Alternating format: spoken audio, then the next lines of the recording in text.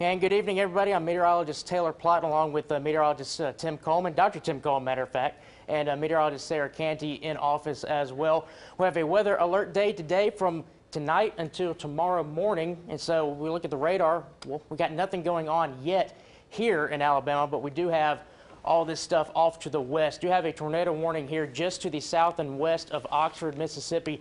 Tim, I don't think that's confirmed yet, is it? As far as on the ground, yeah, I haven't heard anything yet. All right, because I know that we have had some tornadoes touch down in Louisiana. Matter of fact, I've seen some videos of that. Very impressive stuff down there in Louisiana. Also got a tornado warning up here just to the west of Nashville, just to the north of Clarksburg, and that will be heading to the east towards the Nashville area as well. So if you have any loved ones up there, just go ahead and give them a heads up too. But for here across the state of Alabama, all we've got is just some showers, and kind of pan down to the south a little bit, Tim. We just got some weak showers that are moving across the Birmingham area, just a little heavy shower, probably just to the south and north and east of the Clanton area. But our main focus is going to be on this line off to the west. And what's happening in this line is this is not a completely solid line. It's got embedded supercells. What a supercell is the updraft is rotating, and basically that means that it has the greatest potential to produce a tornado. And so that's what our main concern will be with this potential line of supercells moving in. Will not only be the damaging winds, but also that tornado threat as well.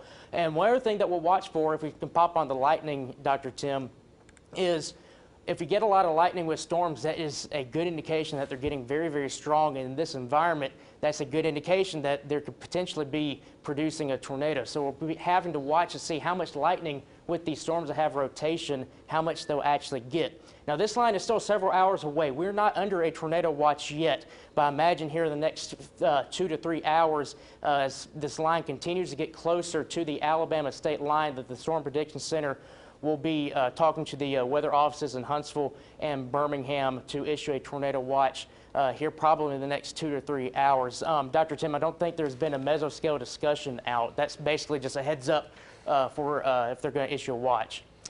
I haven't seen one recently, but one thing I did during the break, between the last Facebook Live, was look at some of our parameters, what's going on in terms of the weather balloon data coming from Birmingham. They're releasing weather balloons every 6 hours right now, not only due to the severe weather, but due to the Vortex Southeast Research Project.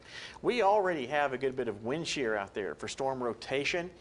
And we're seeing that evident in these tornado warnings popping up all the way up in Tennessee.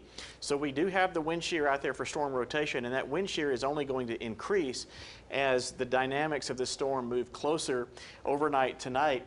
The helicity, which is a measure of the wind shear, is up around 500 up in here. We're expecting values here in central Alabama of 200 to 300. But the instability, I mean, something we've been talking about, there's almost no instability in the atmosphere, or that thermodynamic, ability for these things to bubble up and down. There's almost none of that up here in Tennessee, so the wind shear is really driving this. And the thing that does concern us is that later on tonight, here in central Alabama, especially in these counties up here like Marion, Walker, Winston, Lamar, and Fayette, we will have a combination of instability and wind shear in place. That's by, let's say, between midnight and 3 a.m. And as these storms move in, they could produce some tornadoes. So we are concerned about that. And I think Taylor's right. We'll probably have a tornado watch on us by 10 o'clock or a little thereafter. But anyway, I'm meteorologist Tim Coleman. Taylor, did you have anything else? Haley, do you have any questions? Haley's going to give us some questions if we have any.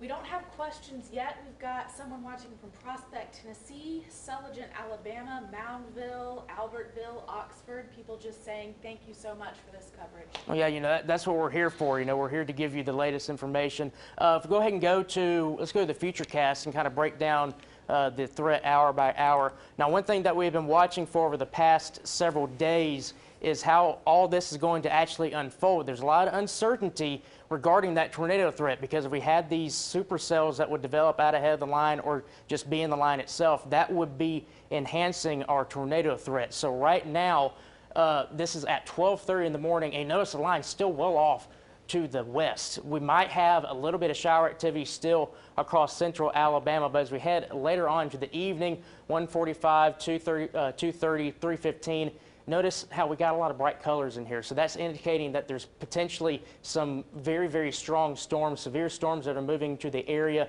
And these are the ones we have to watch. Notice how the model data shows these kind of breaks in the lines. And it's possible that what we're seeing off to the west, that we have just that line, broken line of supercells. It's possible that this line could also be the same way it is off to the west. And that would greatly increase our tornado potential. And we'll also have to see these cells that could potentially develop out ahead of the line as well. Now, as we head to 4:45, 5 o'clock in the morning, that line's now moving across Jasper, Walker County, Coleman County, down to Tuscaloosa County, Fayette County, and down to Pickens County as well. And so this will continue to track to the east. The good news is it should be moving at a pretty quick pace, so I'm not really concerned about flooding issues. Some places could see upwards of 2 inches, but I really don't think they're going to be dealing with much of a flood threat.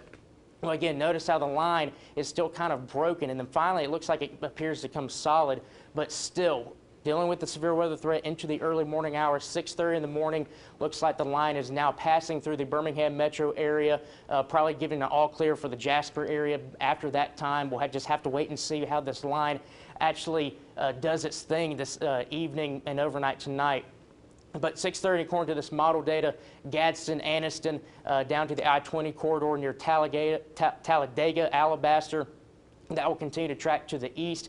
But as it continues to do so, the model indications, Dr. Tim, initially were that this line was going to weaken with time, but right now it looks like that line, at least until it moves past the I-59 corridor, will still stay strong. Well, we do have the dynamics in place in central Alabama and west Alabama, especially north of I-59, basically running right through here. I think that we'll have that combination of instability and wind shear in place to hold it together. We see this a lot of times with nocturnal or nighttime thunderstorm events, that the storms tend to die once the sun comes up. It warms up the tops of the storms and they die off.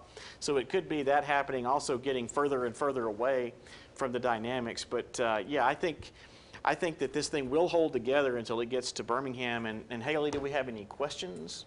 Janice wants to know about Clanton, Alabama. Stacy has an observation. She says that wind has picked up in West Jefferson. Yeah, I mean, the winds are picking up out there a lot. And that is a reflection of that low-level jet we've been talking about that's coming in and bringing that unstable air up out of the Gulf of Mexico. The winds up at about 5,000 feet above West Jefferson and Clanton are about 50 knots or 60 miles per hour. We're getting close to that now. And so some of that wind is getting mixed down to the ground, and we've been seeing wind gusts up to 25 miles per hour at the ground. There may be some trees down out ahead of the main thunderstorm line tonight.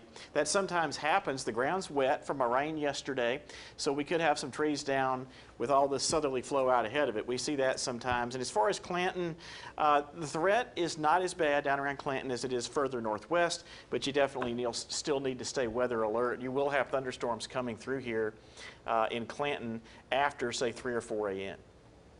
I know we had talked about west of 65, but we've got a viewer, Lisa, who wants to know about Gadsden. What is the threat for Gadsden? Well, really, I'm more saying north of 59. Okay. And of course, Gadsden's right on 59, so I think Gadsden still is in an area of the threat. But the biggest threat for tornadoes right now, I would say, is in these counties over here: Marion, Winston, Coleman, Lamar, Fayette, Walker, and depending on how the line behaves, we might have to throw in Pickens, Tuscaloosa, and Jefferson. But I think these northwestern 6 counties are the biggest threat. So with that, we're going to sign off. I'm meteorologist Tim Coleman here with Taylor Plott. Sarah Canty is also here in the weather office. She'll have an update live on CBS 42 coming up here at the top of the hour. We'll have another Facebook Live around 9:30, a very short one.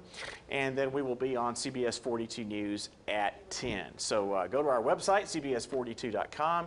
And also a good place to go, download the CBS 42 weather app for more information on what's going on. So we'll sign off for now. Thank you.